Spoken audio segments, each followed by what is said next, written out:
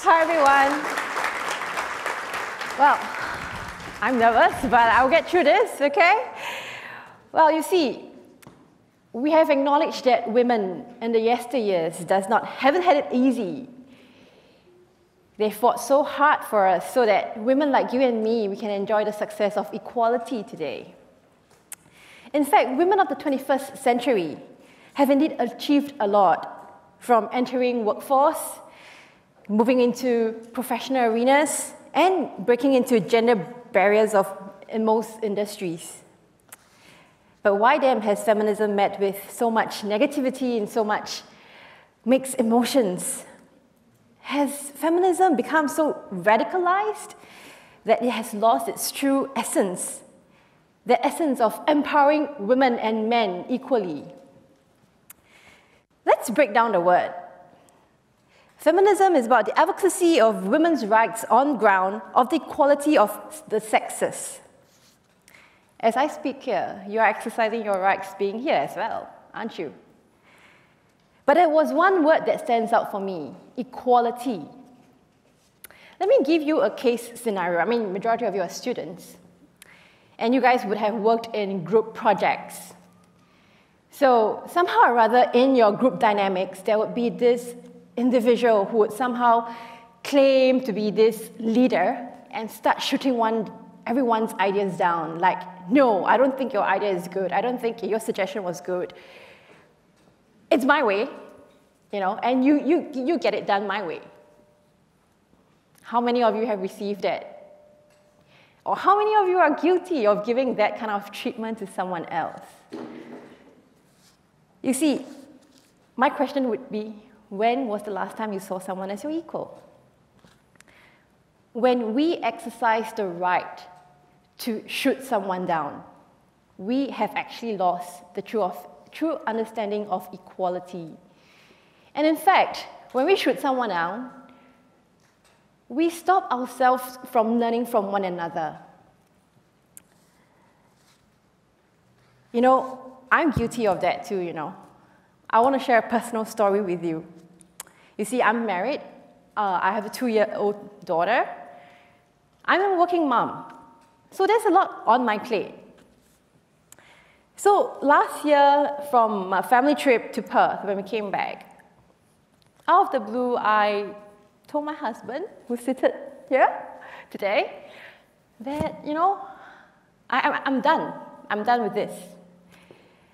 And he was like, huh? What are you talking about? Call it quits, you know. And then I told him that, you know, I feel so overwhelmed. Like, that's just, I mean, essentially, I'm running the household chores. I'm taking care of everything. And I think I don't really need you to be here for me, because I don't feel that you are being here for me. And then my husband was very dejected, I could remember. And he said this: yes, I'm useless. The moment he said that, it hurt me a lot, because I never saw my husband as someone who's useless. In fact, I didn't marry a man who is useless. You know, he every day would make the effort to ask me, how's your day? And he'll make the effort to make me laugh until I snort, and he does amazing, cute little silly things that would make me laugh. Then why, suddenly I thought, he would tell me he's useless. And then I realized that because I was so overwhelmed with all the responsibilities of being a mom, being a working adult, being a daughter-in-law, being an employee, everything, that I became so resentful, and then the negative emotions came upon me, and I just felt like, yeah, I don't need you. I can very well manage everything by myself. So I realized that I was the enabler. I realized that it was me who made him feel useless. He's not useless. Okay? In fact, he's very capable. I'll say this. So what became a supposed desperate call for, I need your help, became I'm more superior than you. And therefore, in his eyes, he saw himself as useless to me. Was it right? You know, I'm glad that I woke up. I came to my senses and I told myself, you know what, we will work this out. Let's communicate more and everything. And then it really made me realize that one thing. My husband is not a mind reader. All men aren't, really. In fact, the man will thank me later, okay? Because, first of all, ladies, you pretty much are a bit about not wanting to tell men what you're thinking about, and you let them second guess you, and then you get upset because they don't get you. Like, really, you're pretty much shooting yourself in your own shoes. So, my message across today is, women, we need to learn to explicitly tell people what we want them to know. And importantly, to acknowledge the men around us. First of all, they are very simple creatures. They enjoy being boys, and let them be. Don't ever tell them to man up. They enjoy being in the comfort of their zone. Like my husband, he loves to watch MotoGP, he's crazy over bikes, he loves his Netflix. Just let him be. I say this, men do want to give to us. They want to take care of us, and they need to be needed. And then ladies, what's stopping you from being feminine? When has this idea of, I need to adopt a masculine persona in order to be respected, or I have to be tough, or I have to dress a certain way, just so that men can see me as their equal? I know I embrace my femininity. That's because it's in my DNA. I'm a woman, come on. I say to you, I love cooking for my husband. I love doing house chores, to be honest. And I get really emotional every time I watch anything emotional. And just earlier in the sharings, I was actually sharing when I heard Bernard speaking. I love being a mom. I love doing girly things with my daughter. And being feminine is nothing to do with, it's not bad business for feminism. In fact, do you know that being feminine is a woman's strongest suit? Showing that you care, showing, extending your generosity, extending words of encouragement, it uplifts people. It's very empowering. There was one occasion when I was actually visiting my aunt's place. She lives in a condo. So, of course, we were driving up, and there was this security guard. The weather was very, very hot. And I remember him, you know, doing his work, smiling at us, and saying, "Have a nice day." My immediate thought was, hey, I have a cold bottle of drink. I want to offer it to him because he needs it. Sure, you might think this scenario as me extending an act of kindness. But beyond that, I saw him as a human who's doing his job, and I saw him, he needed me to show that there's still humanity left in us. He needed to be cared for. I quote and unquote Jack Ma.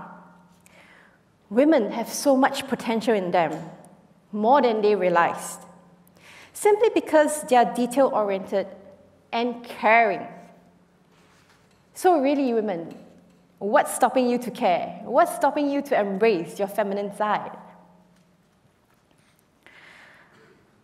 You know, in the recent post of Beauty and the Beast, Emma Watson did a Vogue magazine cover wearing a white crochet top. Do you guys remember it? And then, very soon, she was swarmed with haters dismissing her good work for this advocacy and criticizing her, like how she's embracing, you know, she's being topless and nudity and stuff like that. And I quote, unquote her. It just always reveals to me how many misconceptions and what a misunderstanding there is about feminism. Feminism is about giving women choices. Feminism is not a stick with which to beat other women down. It's about freedom, it's about liberation, it's about equality. I don't know what my tits have to do with it. It's very confusing. To my female friends, let's stop this girl-to-girl hate. If you really want men to respect you, you should start to respect yourself and your own gender. Feminism is not supposed to be spiteful. And I can relate to this. I'll share another story with you. I came from a girls' school, from Condon School. You see, at an age where I was 12, I reached puberty earlier. I had these girlies on me. And, I was given nicknames. Nicknames such as Miss Big Boobs, Miss Chesty. Oh, hey, there's Titanic there. I'm sinking. It was awful. And this lasted with me until I was 17. Looking back, as I recall and I would, catch up with my old friends, they would so often say, oh, we were kids. We didn't know what we were doing. It's meant to be a joke. But really, a joke that lasted for 5 years? You see, feminism never intended to hurt anyone. It should not. Back when I was a little girl, my grandma would tell me stories about how she first arrived to Singapore when she married my grandfather back in China. She shared stories on how life was so hard. And she was very fortunate to have women to support her, like in terms of adjusting her, maybe being friends with her, being there for her. And it's at a very young age, I knew of this term, swan sisters. In Chinese, it's called 结拜姐妹. Essentially, what it means is that not related by blood, these women shares a very strong bond together. And it's such a big deal that there will be a traditional ceremony held where they would offer incense to the ancestors, where their hair are being cut and binded together as an act of bonding for life, And even till today, my grandma would tell me stories about how this sister would actually help her in terms of taking care of my mom, my aunt, when she had to run an errand, or that when money wasn't enough, she would help a bit here to ensure that food is on the table for the children and things like that. And even till today, calls of, how are you doing? And how's your great-grandchild coming along? Despite them not being able to hear very well over the phone. Such tight bonds really warms my heart today because I don't see such strong sisterhood amongst us anymore. Since when have we become so caught up in this idea, this notion that we need to compete with each other, like in this constant cat race, I call, that we are criticizing our own gender? I once read about an article on the Daily Telegraph. You see, I'm a mom, a working mom. And this article stood out for me because it titled, "It should be illegal to be a stay-at-home mom with school-aged kids." It's written by columnist Sarah Le McQueen. And according to her, allowing women to stay at home and raise their kids is bad for the economy. It is worsened by what she calls double standards regarding welfare benefits in favor of stay-at-home moms, resulting for the unfair tax concessions enjoyed by one-income household. Mothers being able to stay at home is not doing anyone any favors. Not children, not fathers, not bosses, certainly not women.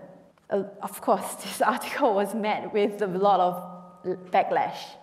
And as we watched earlier about this stay-home parent, we know that a stay-at-home mom is not an easy task. In fact, it's probably one of the toughest jobs in the world. You see, the idea of being a stay-at-home mom has crossed my mind. But I'll tell you now, I don't have that conviction in me to be a stay-at-home mom, simply because I still want my personal life. I still want my social life, as what the father shared earlier on. It's really, it zaps you. Emotionally, you have no time for yourself, you have no time for anything else, and you just are constantly so tired. But I think at the end of the day, I choose to work because it keeps me sane. And so that with this sane mind of mine, I can then continue to care for my family and for the people around me. It's a choice. It's a choice I choose to go to work. It's not because I think that I want to prove to my bosses that I can clock the same amount of hours as I used to before, or I think I need to contribute to the economy. It's not about that. It's about taking care of myself first. But I say this also to my stay-at-home friends. My